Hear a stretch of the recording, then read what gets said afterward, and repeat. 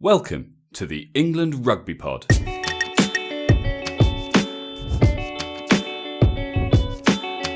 Thanks for downloading episode 111. Following a massive win in Dublin, England take on France in Le Crunch at Twickenham in their bid to win a third Six Nations Grand Slam. You're listening to the England Rugby Pod, the rugby podcast that believes England will win the World Cup in 2019. Hey guys, welcome back. It is crunch time. It's Le Crunch time. Although I'm going to talk about that in a minute. But before I do that, welcome, of course, to Mr. Dan Wood. How are you, sir? I am so good. Game day. I got 14. Game day's huge. I got 14 hours sleep last night. I watched the Wales match. Well, I watched both matches, but after the Wales match, if there's a better sleeping pill than watching the Welsh play rugby, I haven't come across. It was a pretty snoozy affair, wasn't it? It was, I think in the game kicked off. They obviously got that penalty in the first 30 seconds or something. And then I was kind of on Twitter and I was doing things, and I realised that for about 20 minutes I was just kind of doing other stuff. And I looked back up and it looked like nothing had changed. It was as if I'd pressed pause, but the clock had moved on 20 minutes. It was a boring one. I tweeted a kind of a thing saying, is Warren Gatland taking the piss out of Italy, and how good would it be if Italy could turn them over as a result? I've got mixed feelings on it. I get what he's saying. They're building for a World Cup, and in a World Cup, you have to have the ability to utilise a full squad. But I feel like so I kind of get it. But I feel like in a World Cup, you don't just there aren't that many games that you can say, well, this is a dead rubber. We can just play our second team. Usually, there's one in your group stages. That's not what's meant by utilising your entire squad. So I feel like doing the mass change, 10 people, isn't actually a particularly good reflection of what you'll need to do during the World Cup. Better to say, look, we're actually going to change 2 or 3 key people in big games because we've got the strength and depth to work around it. Now, whether that's forced, like in the case of England with Maro Itoje or not, I don't know. I feel like it's a bit disrespectful and to just go and completely change your team. And, look what happened. Well, I want to be a bit careful as well, because I suspect England will probably make quite a few changes for the Italy match. And there is the counter-argument that with England coming up, albeit with rest week, they want their players as fit as possible. But I don't think they will make a lot of changes. I think there'll be some. I don't think he's going to do a whole sweeping let's play a second team, though. Particularly, if we win this and then go on to win against Wales, Obviously, we've still got Scotland to do in the final weekend, but I think he's going to want to just go all out. I don't know. We'll see what happens. And that's kind of why I'm a bit torn, because you're right. Yeah, we might end up doing it too. But it's a tough one. Another thing for me, the way attacks and defence are these days, they're so well organised, they're so drilled that I think it's a lot harder to make changes these days. I think it's a lot harder for people to slot in, because although people can train it and you can do it on the training pitch, when you're actually playing the match with those sort of attacks and defence, you lose something when you're not having the people play together. I think there's something huge to be said for continuity, but then equally with how physical the game is these days, with how much sort of punishment the body takes, sometimes that can't be helped. But yeah, I think there's a balance. Wales didn't balance. I think the key though is you're looking for a squad that can change throughout a competition. You're not looking for 2 teams. It's not like the Lions have got their test team and their midweek team, or I feel like for a World Cup you're saying, look, actually it's a squad of 36 or whatever the number is, and you want to be able to say, if we have to take Maro Itoje out, we've got cover that we're quite happy with. If we have to take Owen Farrell out, we don't want to, but if we have to, we've got someone who can slot in there without it disrupting the whole game. We've got options on the wings, we've got options at fullback. Rather than saying, today we've got a team that we think is not as good, therefore we're going to play our second string side. I don't think that's the way to manage a World Cup squad, personally. I'm not a coach, so I could be completely wrong. And Warren Gatland has a record of... Mate, I back your coaching over Warren's any day. Of course. We're the next Lions coaches, right? But, well, exactly, for the next Lions coaches. So, on the Maro Itoje point, how big a loss do you think not having Maro is? Well, look, first and foremost, it's always going to be a huge loss. You know, he's a world-class player, and he would probably walk into any team in the world. But I think England are in a very fortunate position, and we covered it when we did our awesome foursome slot a few months back, where we have the quality to replace him. You know, it may not be our first choice, but I don't think it massively reduces the impact that England can have. And I think that Courtney Lawes is going to come in and do a job. And it doesn't. I guess it doesn't. Knowing that he's in recovery and that he will be back, I'm less concerned. So that's. Do you know what? I'm on exactly the same page as you. I think any other team in the world, pretty much, that would be such a huge loss. But because we've got such good strength and depth there, it's actually not that huge a loss, because you're replacing Maro for Courtney Lawes with Joe Laundrie on the bench. It's like, yeah, cool. Like, that's exactly. Two other world-class players. Exactly. So yeah, it's a loss for sure, but England can deal with it. And I think just knowing that, I mean, Eddie Jones said, I think they said that it was medial ligament damage and it would be at least 2 weeks, if not more. And Eddie Jones said he's nearly there. Like even for this, in terms, I guess, they obviously have the various fitness tests that they run, and it spits out a score, and either you're fit enough or you're not fit enough. By all accounts, he even now, 1 week less than a week later, or 1 week later, he's kind of almost fit enough to play. So he's clearly. I wonder how much of that is Eddie. Yeah, well, maybe it is, but it doesn't really matter, because after this there's a week off and then it's Wales. So, but it sounds to me like he'll definitely be fit for Wales if that is the case. Options back. I think he can be, but if he's not, I don't think it's the end of the world. No. I think that with Courtney Lawes and Joe Laundrie, the fact that and I think the fact that Joe Laundrie wasn't involved last week. The fact that we can do that and it's not ridiculous shows just how good we are in the row. We are, exactly. The awesome foursome. Guys, if you haven't listened to that episode, go and find it and see what it is we have to say. I actually can't remember what we said, but it was obviously lots of really good stuff. And it's all been recorded for your listening pleasure. Right, look, before we get really into this episode, there's been another review, and as always, we like to read these out. It was a 4-star review, so clearly room for improvement, but that's okay. It's from Jules Clayton. He says, 2 England fans wearing rose-tinted spectacles talk England rugby from a fan's point of view. One is calm and measured, the other one loud and excitable. Good to hear Zippy has found something new since the Rainbow gig ended. Makes for an interesting contrast to all the ex-pro professional pundits, although that means that it can sometimes lack the insight of former professionals. It makes up for this with enthusiasm, and he's written ebullience. I don't know if that's a word, I don't know if that's a typo, or if I'm just not smart enough to know that word, but ebullience. Worth a listen. We can't... Sorry, carry on. Worth a listen just to get a feel for what the average fan's thinking and getting another view on things. So, a couple of things. Firstly, I think that's actually a very fair review. I think that's pretty much spot on. I mean, who's he talking about? Which one's calm and measured, and which one's excitable? Well, I'd imagine I'm probably the calm and measured one. Yeah, that's probably what most people are thinking. And you're the excitable, zippy one. Yeah, definitely. So, that's what I'd imagine. A couple of things. Did he maybe mean exuberance? I wonder if that's what he meant, but or rather, that's what he typed and or spell check or not spell check. Corrective, autocorrect, changed it to ebullience. Well, I'm not even sure what ebullience means, if it's in fact a word.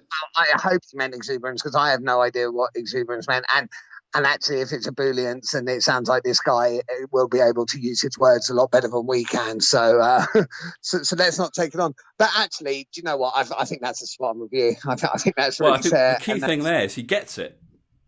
Yeah, exactly. What he has described is exactly what we're trying to do. So, we appreciate the... Yeah, he says we sometimes lack the insight of the professionals. Sometimes. Yeah, pretty much always. I mean, if it ever seems like we have the insight of the professionals, we got lucky. Completely. So sometimes, thank you very much, sir. But thanks a lot for that review. That's really cool. And as always, we massively appreciate the reviews. Indeed. Now, I mentioned at the beginning that this is a Le Crunch. Shouldn't that be the name when playing in Paris? I mean, this is at Twickenham, so I've decided to officially change the name. Okay, are you ready for it? Nice. Go on. The Crunch. Oh my God! How do you come up with that? Well, it took a while. I was thinking about lots of different things, and I just thought that really, I think that does the job. So yeah, officially, you heard it here first, guys. Maybe you could use your ebullience to. I might do. So yeah, you heard it here first, guys. From now on, when playing at Twickenham, it is no longer Le Crunch. It is The Crunch. Let's move on. Talk to me, Dan. So, what is England's biggest threat today? Like, what's the? No, you can't ask me that because you've already told me the answer. I know. So you tell me what you think their biggest threat is, because otherwise I'm just repeating what you said to me. This is true. Well, let's be honest. The way that France have been playing, looking back at the game against Wales last week and looking at England's performance against Ireland, I mean, complacency has to be the biggest sort of risk factor for England, doesn't it? That kind of burden of expectation. England put in such a strong performance in Dublin. I don't think there's anybody. I don't think there's anyone anywhere that doesn't expect England to win, and convincingly today. And often that's the big kind of trip up, isn't it? Is when the expectation's so high and and the players becoming complacent. Now, that's not me saying I think that England will do that. I feel like they're pretty well drilled.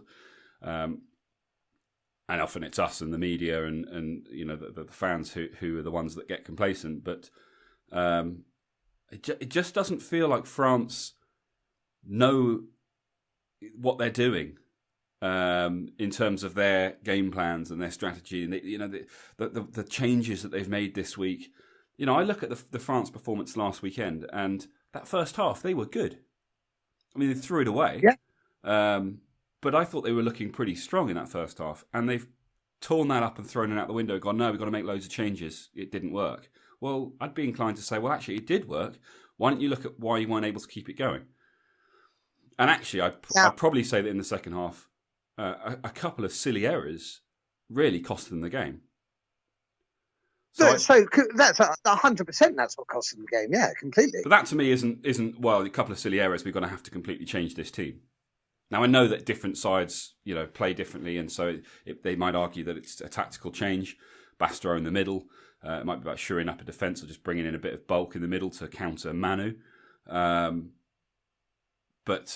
yeah, it feels to me like it's sort of an overreaction to a couple of silly mistakes. Well, it feels like they're making the changes reactively based upon England rather than picking a team based upon how they want to play. Yeah, which is both a blessing and a curse, I think, because France are notoriously unpredictable. I think even to themselves. The old you don't know which France is going to turn up. It's a bit of a cliche these days, but it is true. I was going to say we have to go through this episode without saying something like you don't never know which France, or you can't. But I didn't say it. Okay, it's too late. But good for mentioning that now. Yes, yeah, no, it's good. It's good of me to come in after the fact. Yeah, absolutely. I would be very.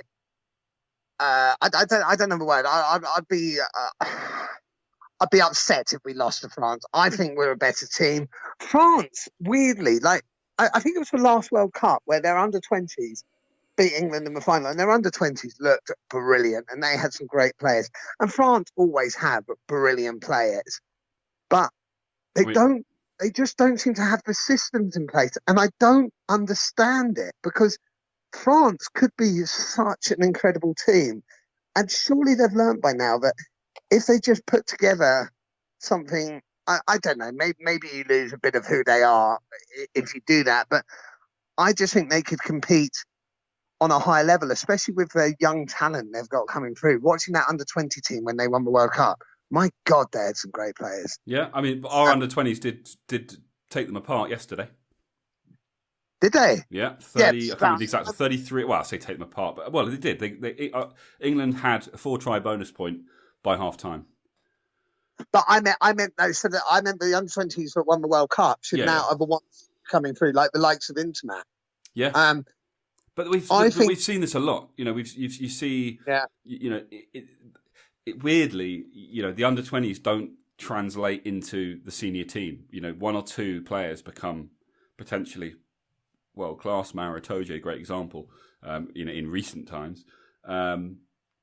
But yeah, it doesn't always translate. You often think that, don't you? You go, well, these guys, they're just going to be the next generation and they're going to be unstoppable. And then for some reason, it just doesn't quite translate.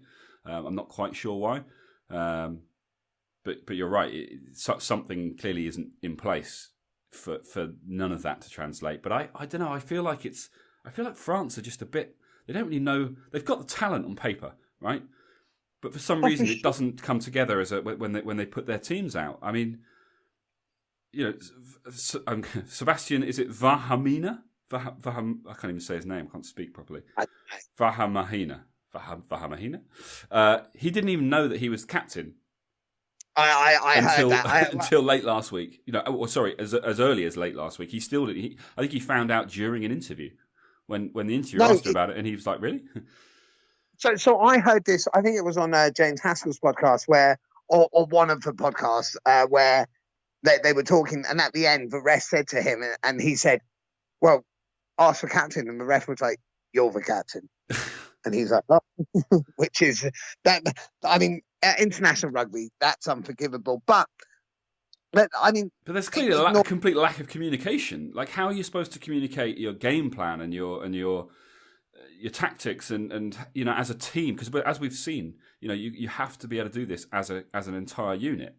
The captain doesn't even know he's the captain. How's the team supposed to kind of play a game plan together as one, as 15 guys, as 23 guys? It's bizarre. Yeah, it feels like it's relying on individual moments of brilliance to turn a game potentially against the head. And that is what they do heavily rely on. So, but a couple of things. Firstly, France can beat us. They do have the players to beat us. I think we win 8 out of 10. 9 out of 10. 8 or 9. Yeah, 9 out of 10. I'll take that. But they do have the players to beat us, whereas I'd say Italy probably don't. Mm-hmm. But the other point, which has completely dropped from my head now, so I will leave it. But while you're thinking about it, and with this all in mind, I mean, I had a quick look back at the stats, the kind of record. I mean, France have won 1 out of 10 at Twickenham in the last 14 years. Sorry, and that was 14 years ago, rather. So you know, 14 years ago they beat us at Twickenham. They haven't done it since. That's not a great record. But what we've also got to remember, I remember my point, France beat us last year. Yeah, they did. The last time we played France won. So, yeah, you know, it's all very well us sitting here. At the moment, our last outing, France beat us. So we need to go and we need to win this match. And it's all, you know, saying, oh, France could beat us. They did last time out. So, you know, let's make sure that does not repeat itself. They did, although the last time that they played an international game of rugby, they blew a 16-point lead at half-time, giving Wales the biggest comeback in 5 Six Nations history. So that doesn't particularly bode well for them either. But you're right. I mean, the last sort of 2 meetings, I mean, as you say, the last meeting was in Paris. We lost 22-16. The previous 2, we won. But neither game, we didn't win either of those games by more than 10 points. And that leads me on to predictions because, you know, with what I was saying about ball in play time and them slowing things down and that kind of directly counteracting what England want to do with the record showing, you know, yes, we lost our last game to them and typically we don't win by large margins. How's that going to impact your prediction for today? I'm basing my prediction on recent times. So do you want my prediction now? I do. Oh, so I'm going to pick up from last week and say England by 12. Interesting. I'm going to say England by 20 and a bonus point. Holy crap! I think we'll get a bonus point. I actually really do. But I think England will win. I will be amazed if we don't win. I will be worried if we don't win, unless France produce something outrageous.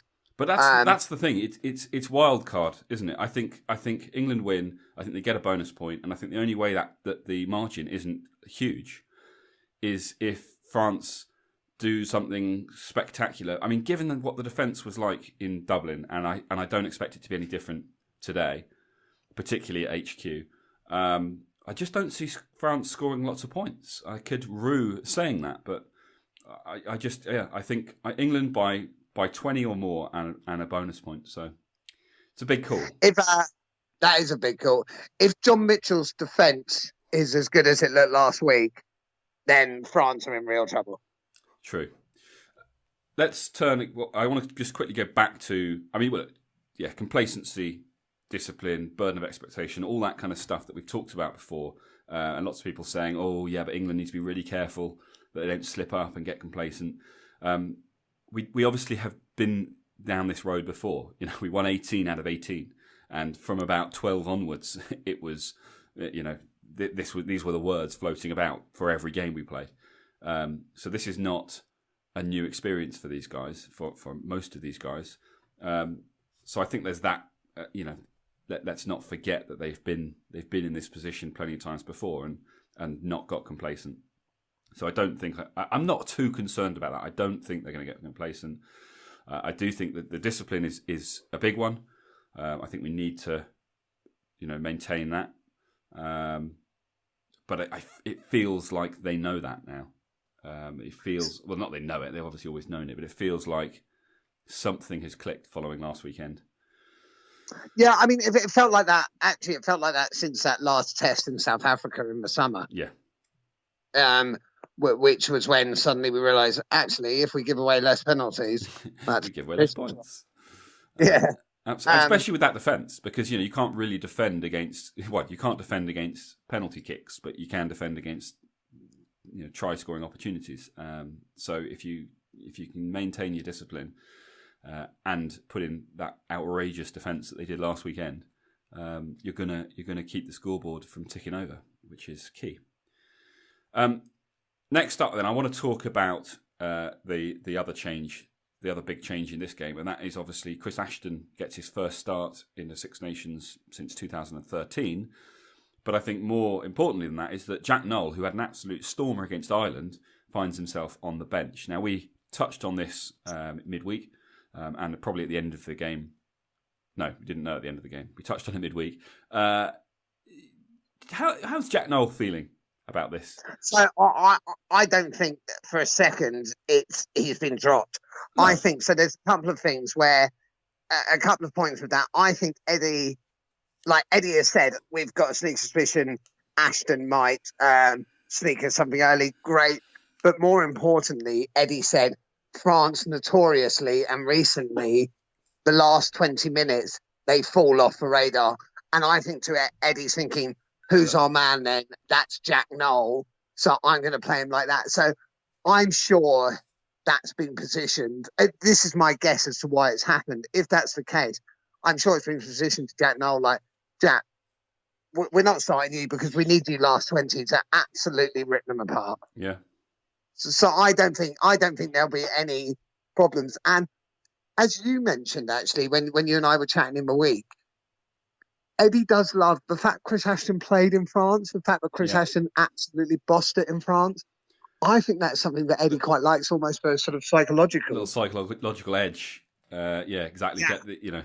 Get this guy playing, against these people who he bossed for 2 years, and see if that just gives him something extra. Was there 1 year? Was it one? Was it only a year? I think so. Oh, for a year then. But 52 was one. I mean, good to just strengthen the point of the guy that reviewed us and said that we don't know what we're talking about. Smooth. I just want to back him up. He seems like a lovely guy. Okay. But yeah, no, I agree with you. I think there's an element of that. Also, interestingly, if you recall against Dublin, very early on, Dublin. Against Dublin, against Ireland in Dublin, very early on in the game, by which I mean, I think about 30 seconds in, England had a line out that they threw to Manu. You remember?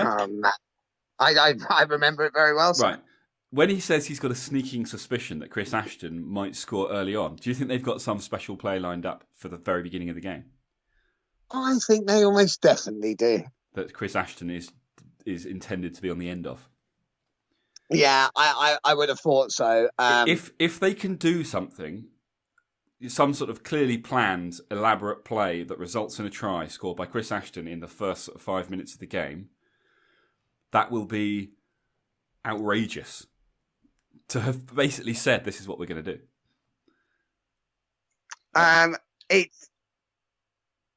Sorry, can you hear me? Yeah, I can hear you. Oh, yeah. Sorry. I thought you were still talking.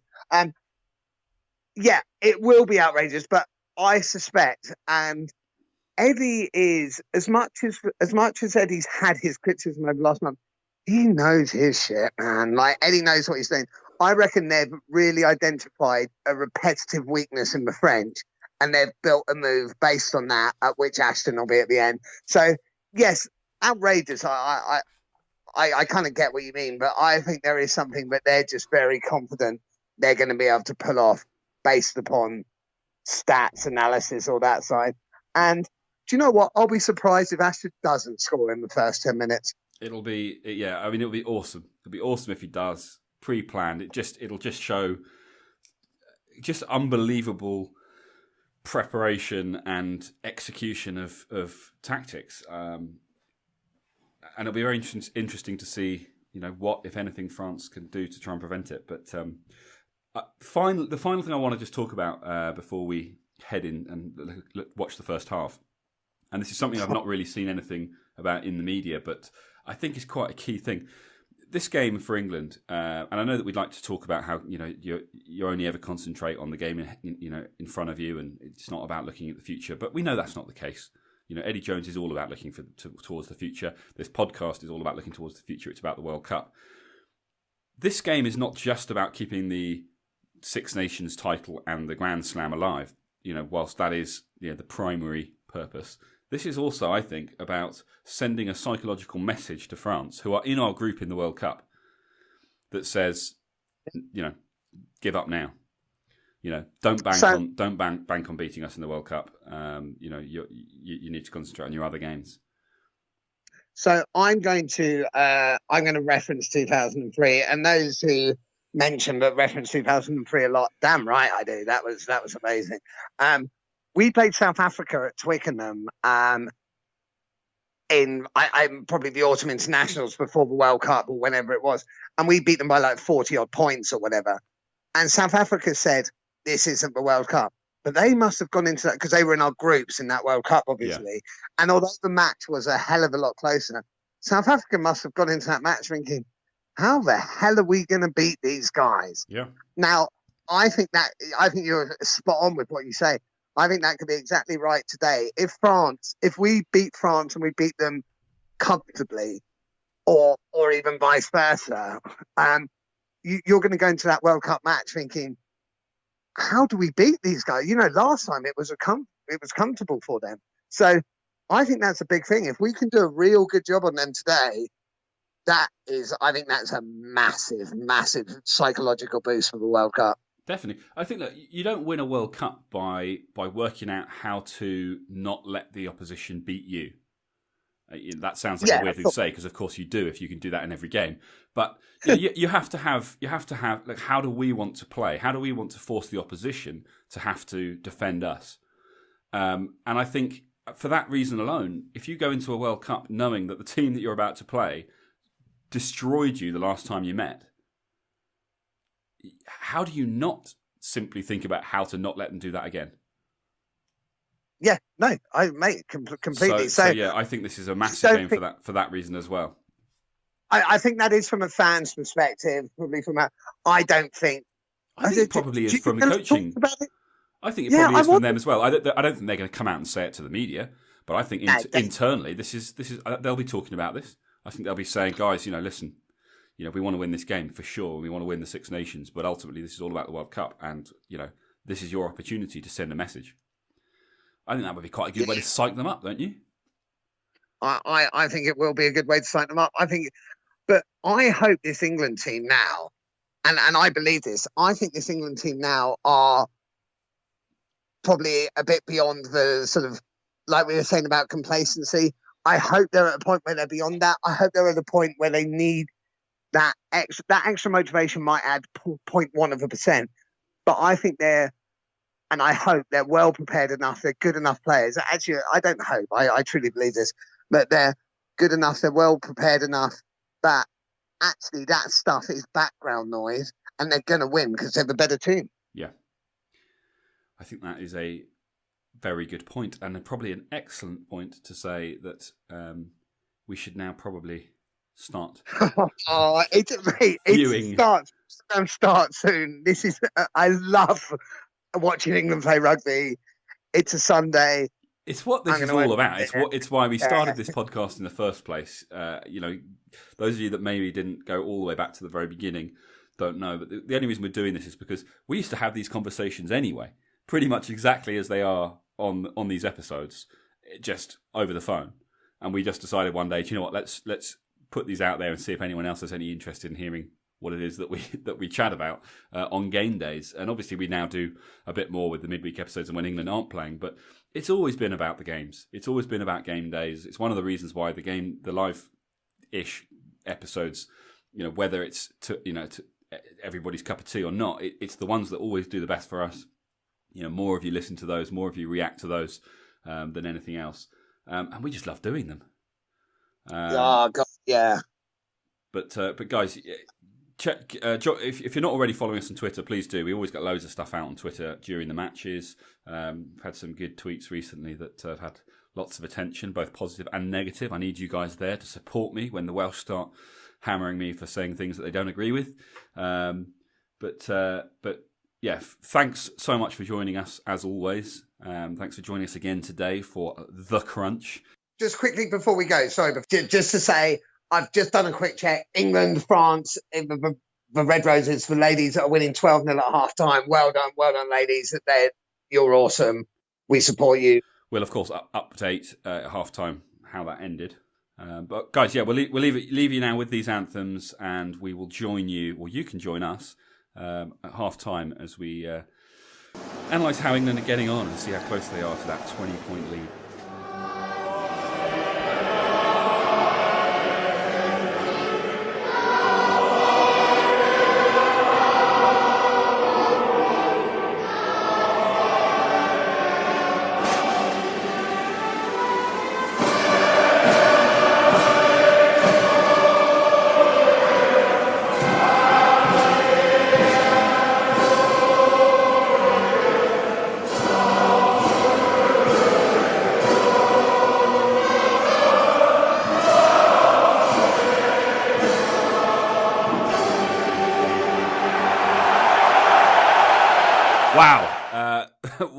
Under the circumstances, what a half of rugby.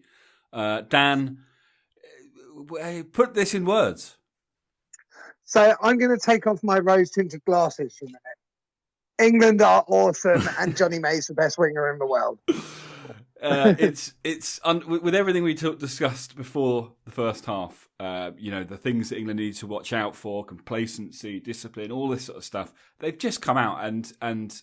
Lots of the media, the punditry, they're all saying, England got to be so careful.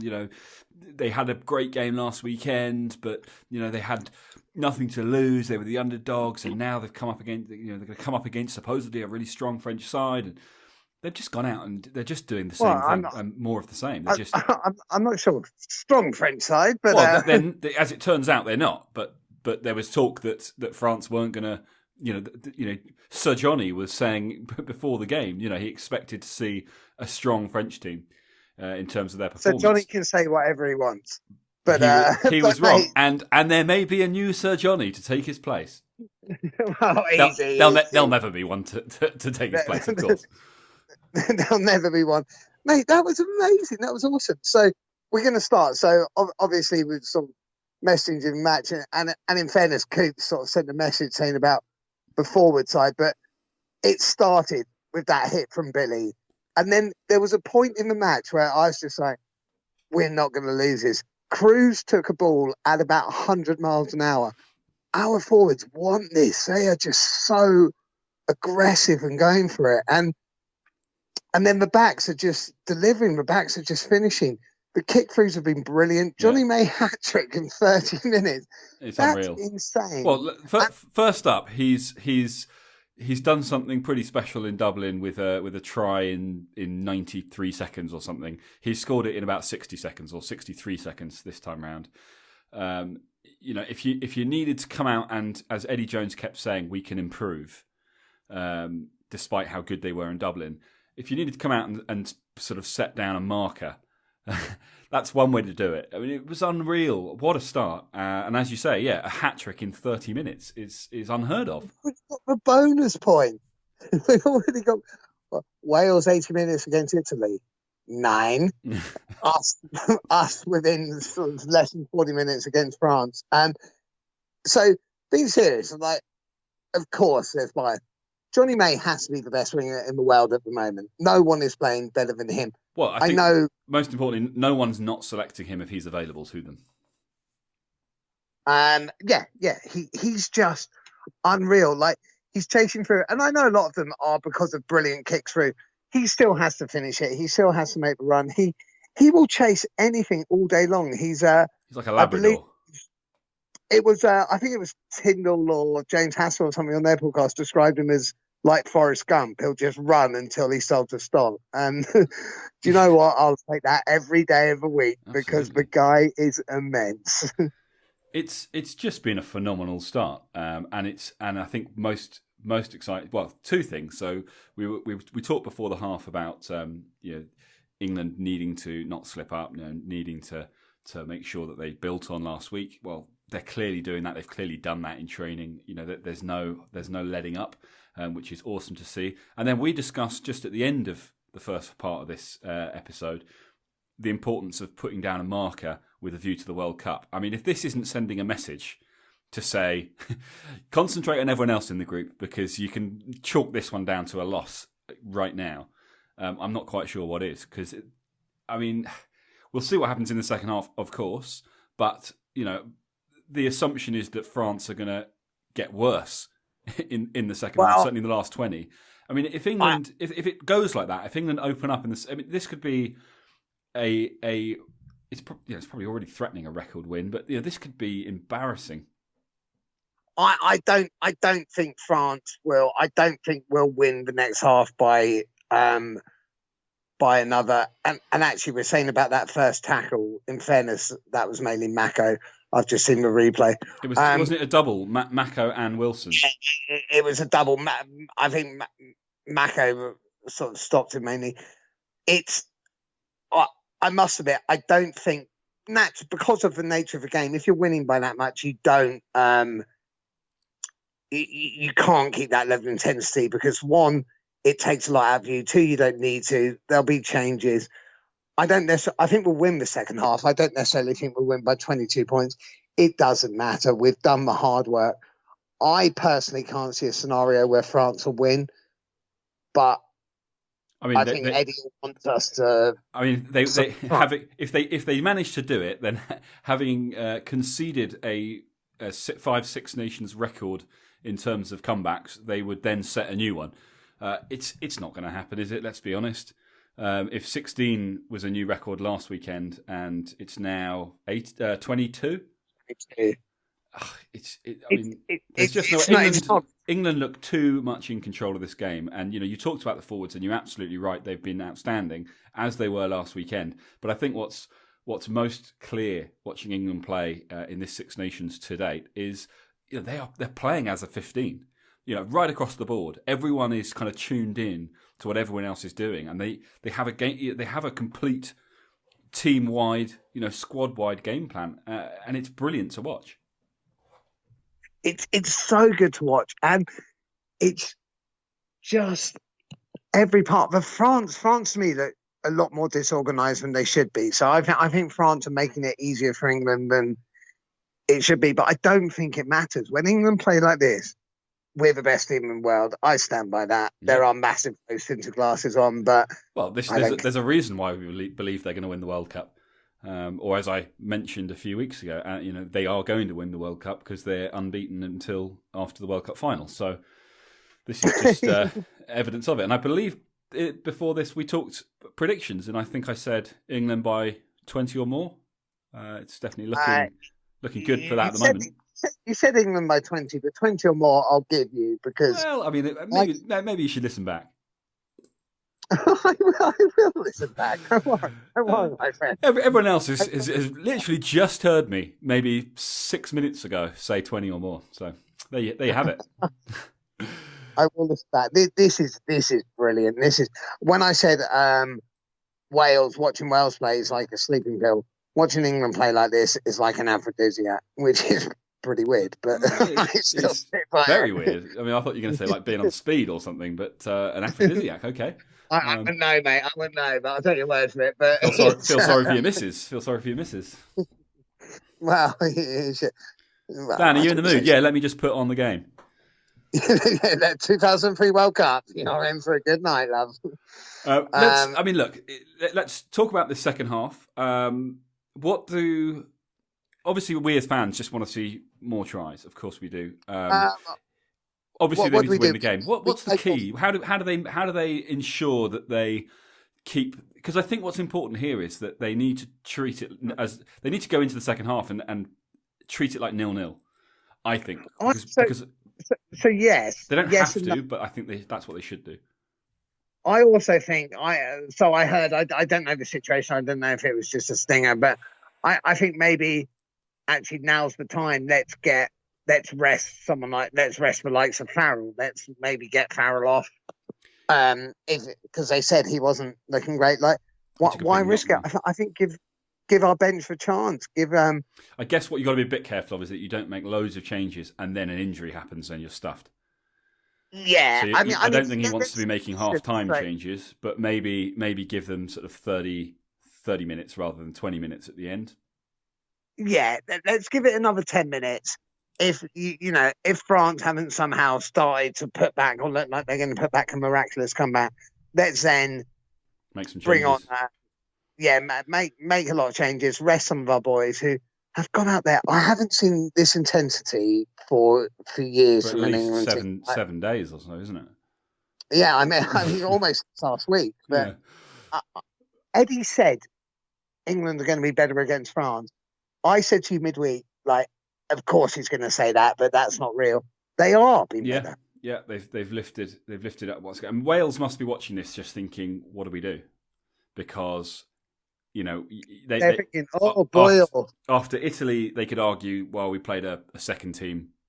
We'll be back to full strength soon. But they played France, and they narrowly and luckily managed to squeeze out a win. They must be watching this and just thinking, what do we do? You kind of they almost need to just kind of cross their fingers and hope, don't they? I think the beauty of the Six Nations is the nature of the passion and things like that. So Wales at home will bring everything they've got. If England played like this, I can't see Wales beating England. To me, there's no question. If England can maintain the kind of intensity that they showed in Dublin, the kind of intensity they showed in the first half today, if they can maintain this now going forwards, the Grand Slam is almost a given. Because I can't see anyone beating them while they're able to perform like this as a 15. Just so kind of in sync with one another. It's so good for England, isn't it? It is, and I want to go and see what they can do in the second half. I'm looking for 30 points. That's the victory. Now I've moved the bar down. You've moved the bar. I've moved the bar. It's a 30-point win. It's a 30-point win. It's 8 tries, and it should be 2 bonus points. I don't think it's 8 tries. I think we'll get 2 more. I think we'll get 6 tries. But we've got bonus point by half time. That's insane. That's amazing. Yeah, it is a very special time right now for England rugby, and long may it continue at least until after the World Cup final. Dan, let's get back to it because I think everyone is keen to know how this game pans out. Well, everyone already knows how it panned out because obviously we're not posting this till afterwards. But they're pretending they don't, and they're enjoying it with us in a semi-live environment. So let's get on and find out what happens in the second half, and let's come back afterwards and hopefully celebrate a 50-point win.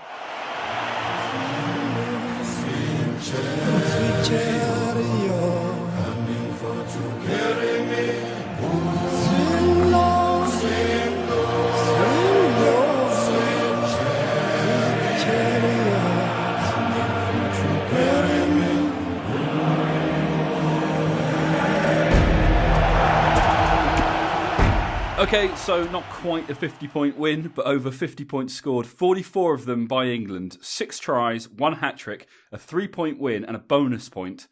England looking pretty unstoppable at the moment, Dan. I don't care if I get carried away. We are awesome. So Clive Woodward said, last week we were 10 out of 10, this week 9 out of 10. I'm going to say 2 weeks 10 out of 10. I thought England were brilliant. I think Elliot Daly is an absolute genius move to full back. I think he's really got that position now, absolutely bossing it. And I am loving watching England play rugby right now. Mate, how can you not? I actually agree with Clive Woodward. I think a 9 out of 10 is still a great performance. Obviously, the result was superb and it was a really strong start. But despite what Eddie Jones said afterwards, and we'll talk about that in a minute, I actually felt like they just came off the gas a little bit in the second half. And there are plenty of good reasons for that, which we'll discuss. But for that reason, I think that's why, for me, I agree with Sir Clive that it's a 9 out of 10 performance this week. But do you know what? A 10 out of 10 followed by a 9 out of 10. As long as it's not a downward trend, I'm pretty happy. Yeah, mate, it's awesome. It's a joy to watch. Mate, it's so awesome. And when you've got a halftime score like that, it's so hard not to come off the gas a little bit. But what we've got to remember, we nilled them in the second half.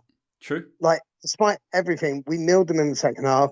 2 tries, there's changes. It's when you make those sort of changes, it's not changes to impact the match. It's tactical changes for, resting, looking at that. So yeah, I think for me it was that obviously great to nil them in the second half. I think they were fortunate. Well, no, they weren't fortunate. They scored a good try, but England perhaps just took their eyes off the ball for a moment, and that's what gave the opportunity to France in the first half for that try. I think it was more just there was a few little errors that felt a little out of place, given how we've seen England perform recently, and more of them in the second half than in the first. But again, I agree with you. I think that having such a huge scoreline at half time makes it very difficult to not do that. Eddie Jones said you become kind of what was the word he used? You kind of you get overexcited when you see that scoreline and you want to sort of try to do things that you wouldn't ordinarily do because it's you kind of look at it and go, well, I've got nothing to lose. These things happen, so it doesn't concern me. That's I guess what my point is. I think if it's the World Cup and they do that, I don't care. It's a knockout competition, so the win is the most important thing. And England absolutely, made certain that was in place by the time the halftime whistle blew. It was. We absolutely blew them away first half. Our forwards were immense. They were just so strong, so powerful. They were running. They were taking everything with such speed, such physicality that I just, mate, I was, I am so happy about that performance. I didn't think we could back up the Ireland performance to that extent. I honestly didn't see a way we were going to lose this match because I just think we're too good. But and say we're too good, we're not too good to beat France because France have great players. But I think with the way the French rugby's going, I thought we were too strong to lose unless we really messed up, which I didn't see us doing. France don't know where they're going right now, and I honestly think there's a good chance that they lose every game, including Italy. No, I don't see that. I think they've got a massive performance in them. I think they had it. And it was the first half of the Wales game. We're going to see what happens. Obviously, there's no point in us trying to debate what's going to happen because we don't know. But to me, it feels there was just no direction from them. And I think what's great about England today is that despite the fact that France were terrible, and there'll be plenty of people saying, well, France lost, England didn't win. And to be honest, if it was a different game, we'd probably be saying that ourselves. But the fact is that despite France losing, England also won. Someone that we know who's part of another well-known podcast was saying on Twitter that he didn't think England created their opportunities. Who was that, JP? Yeah. Didn't think England created their opportunities. It was more just they just kicked the ball away. He was saying it not in a bad. Well, it wasn't a bad way, I guess, but I think. Well, JB's a Welsh lad. Well, yeah, exactly. I think what I thought was interesting about this game was that yes, England kicked a lot into space, giving the ball away, but it was tactical. And actually, what they did was they identified a French weakness, one of many, but one in particular. That given the pace we've got on the outside was something that we could capitalise on. And they just continually pinned them back. So if you look at the possession, France had more possession. Well, yeah, of course, because England constantly put the ball back in their half in space. They're going to collect those balls and be under pressure. So they had more possession, but it was tactical and it was pre-intended by England. And I thought that was genius. And what's interesting is that it was such a different game to Ireland in terms of the tactics that England both utilised and needed to utilise in order to dominate it, and it just shows that England have far more than one string to their bow. And Eddie said after the game, we know that every team is going to come at us differently. The key thing is that if we force them to deal with one type of attack from us, they're going to create opportunities for us to take advantage of other areas because you can't cover everything all the time. And as long as England have that pace and that sort of ferocity, they're constantly going to have teams on the back foot trying to deal with what England are doing, and that's going to give them that opportunity to identify those spaces and take advantage of them. Yeah, I just think like that England performance then, and if we played Ireland again, I think we win again and we win comfortably again. I just thought England took the game to another level. We are, and we always admit this, after these games when we win that much, we're massively excited. We're living off adrenaline a bit. But actually, that performance by England, yes, of course, it wasn't perfect, but it was so good. There were so many parts of it that were so good, so powerful, so sort of ferocious that I just don't think at the moment there's another team in the Northern Hemisphere that's going to live with us. The All Blacks possibly, but even then, I'd back us to beat the All Blacks if we play like that. Yeah. Given how close we came in the autumn, and we definitely weren't playing like this in the autumn. We were playing well, but it wasn't this well. No, yeah, that's like this. Yeah, so, sure. So I would say I agree with you, but that test will potentially come in a few months' time. A bit more than a few, but World Cup. Obviously, Wales are up next. But before we go on and talk about any of that, there were a couple of scores from England that were debatable. The first was that penalty try. What were your thoughts on that? So at the time when it first happened, I was like, "That's a penalty try." Watching it back, I kind of agree with the pundits. I think it was a penalty, not a penalty try. I think Ashton had slightly overrun that. I don't think it was a guaranteed try. I mean, 100%, I think it's a 100% yellow agree card. with you. I tweeted it at the time saying Ashton very lucky. Looked prevented from scoring his first try, but was he ever actually going to score it?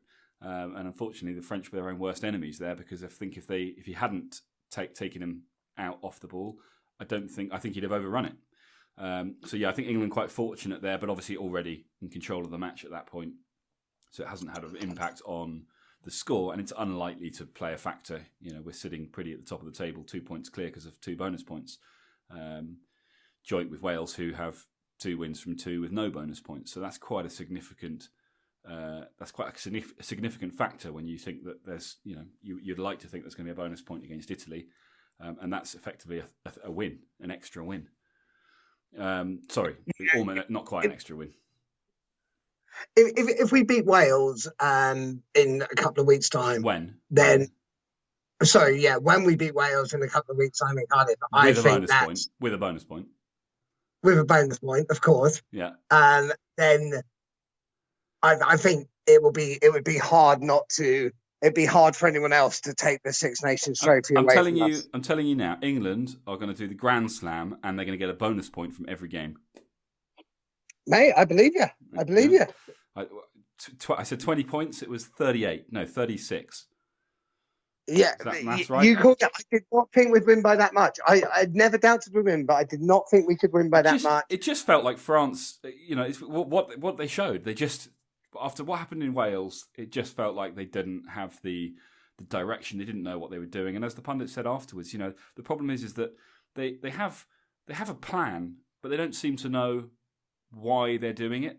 Just that they are doing it, and so as a result, there were a number of times when Bastro was running a kind of a line. He was never planning to get the ball. He was so ahead of their line that the English defence were like, "Well, you're in front of the ball. You can't get it now.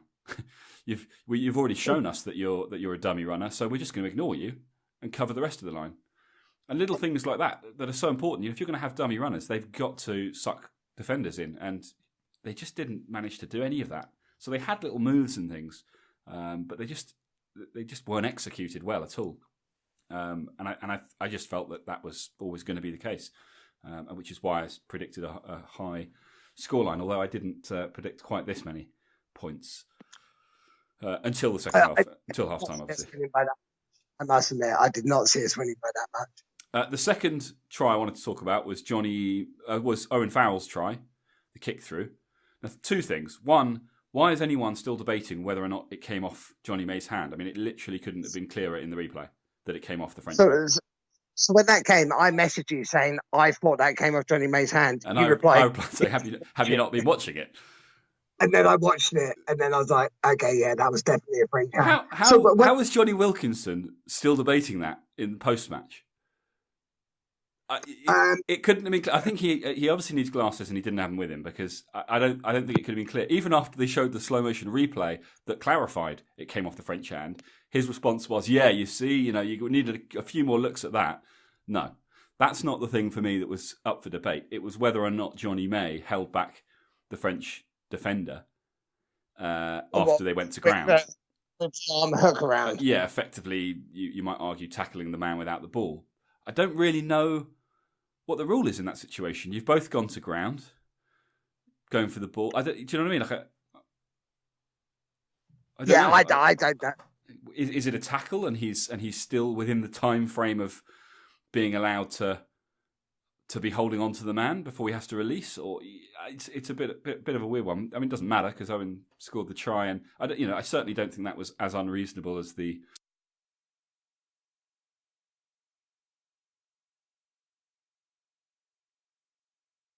Sneaking in there. I think, if Johnny May had been the man with his hand on the ball, I think he'd have been touching it down. That's how good he was today.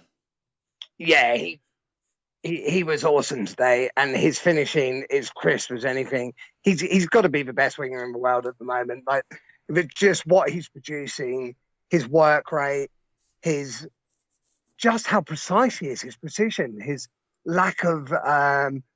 He's not making mistakes, which is amazing. Like, under the high ball, I must admit, I didn't see this, but I heard against Ireland, apparently he did drop one ball or didn't catch one ball. I was like, how am I looking at that as a bad thing compared to how much he did? But that's the sort of level he's setting for himself. Yeah, it's awesome.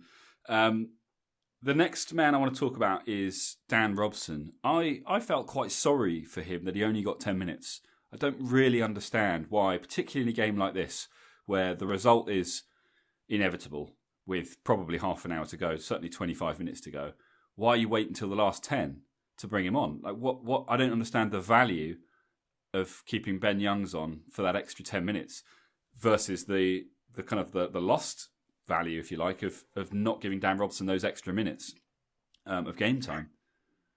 Yeah, so there were a couple of times. One I loved, one I didn't, and that's the one I didn't. I'm with you.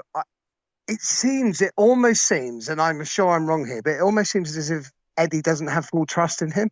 Yeah, I mean, he did ensure that Dan Robson got paid £2,500 a minute, which is well. Which is nice. I mean, on the bench, I think you get paid anyway, don't you? But I don't know, maybe yeah.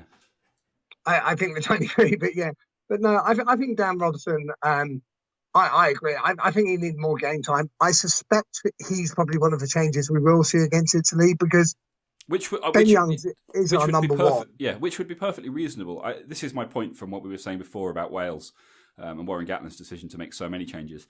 And maybe Eddie will do it, and we'll have to come up with an answer for it. But I think one or two tactical changes to give certain players game time is fine. But I think it's so important that someone like a Dan Robson coming in is playing with an Owen Farrell to one side of him, with a Billy Vunipola to the other. So that's the experience that he gets, because that's what you want in a World Cup. You're not going to play a second team in the World Cup. You're not giving these guys experience because you want to put out a second side. You want them to be able to play with your top guys. So if you have a key group, I don't want to see Dan Robson getting his chance, but he's always going to have Ford one side of him and Nathan Hughes the other, because that's you've got him there as cover first and foremost, in case something was to happen to Ben Youngs. But also, if Ben Youngs needs to be rested for whatever reason, he needs to be able to step up and he needs to be able to play with the best team that you can put out. So I think it's important that you give these guys their opportunity, but you slot them in amongst your where predominantly they're playing amongst your best team, not they get their own little team to play with, which is just a B-side. Mate, completely. I don't understand why. I don't understand why I wasn't brought on earlier, but equally, I'm not in any way going to look to second guess Eddie on anything right now, because but that's our job. I think it was brilliant.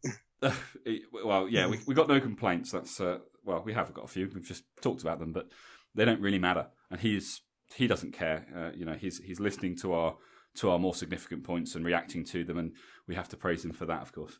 We have had as we did last week, from Aaron out in Southeast Asia. He's managed to find time to message us again. He says, another outstanding performance from the boys against France. The fast start setting the pace again. Thought Mark Wilson is an unsung hero and gets better and better. Also thought Ben Youngs.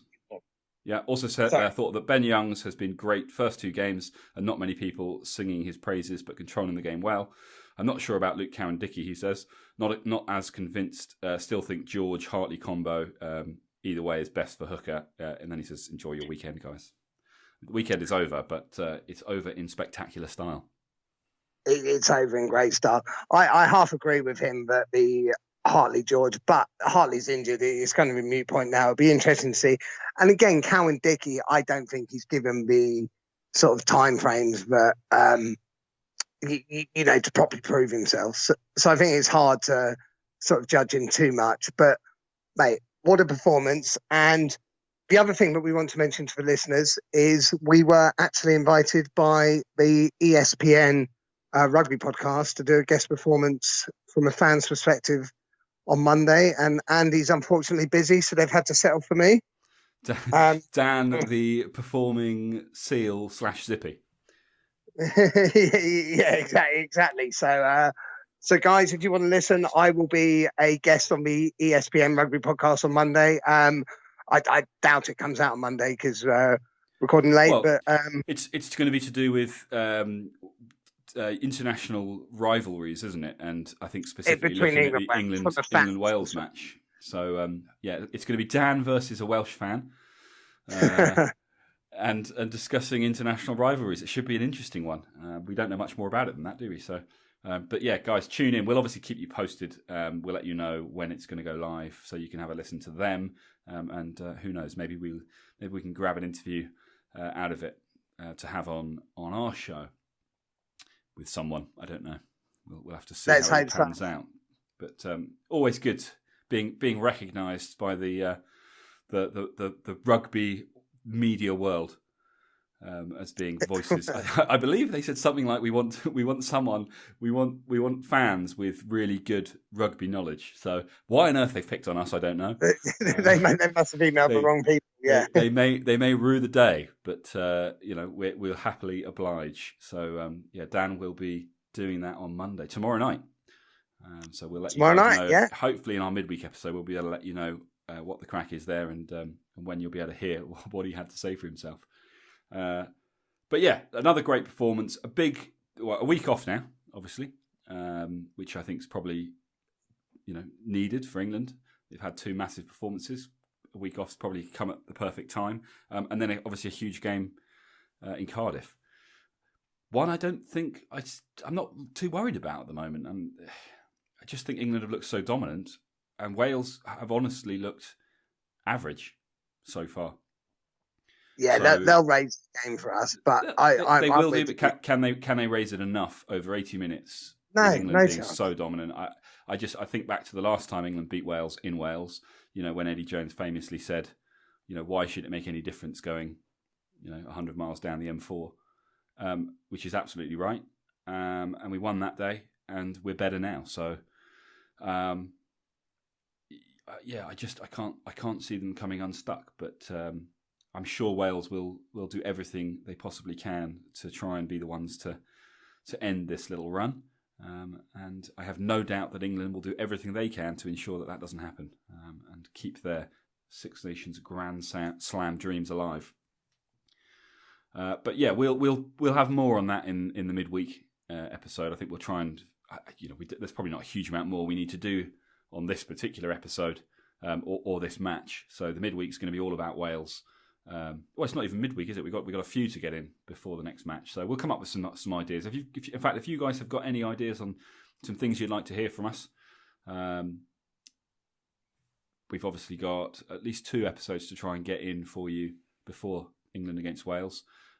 So yeah, get in touch, tweet us, email us at England Rugby Pod on Twitter and Facebook, or englandrugbypod@gmail.com to ping us an email and let us know what you'd like to hear. We've got a few ideas, and obviously we'll let you know more about Dan's adventures in our next episode. But I think for now it's just going to be a case of saying, awesome job, boys. Not just the boys, the girls smashed France as well, as did the under-20s. So, all round pretty good weekend for English rugby. Mate, awesome weekend, awesome result. England are awesome, and we will catch you midweek. We will do. And guys, as we always say, please, we obviously really appreciate you guys listening.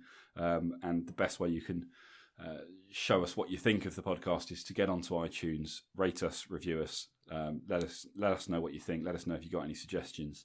And most importantly, spread the love so we can get as many of you listening in between now and the World Cup as possible. We want to max out for the World Cup so that you can all share in our joy as England win the World Cup in 2019. Take care.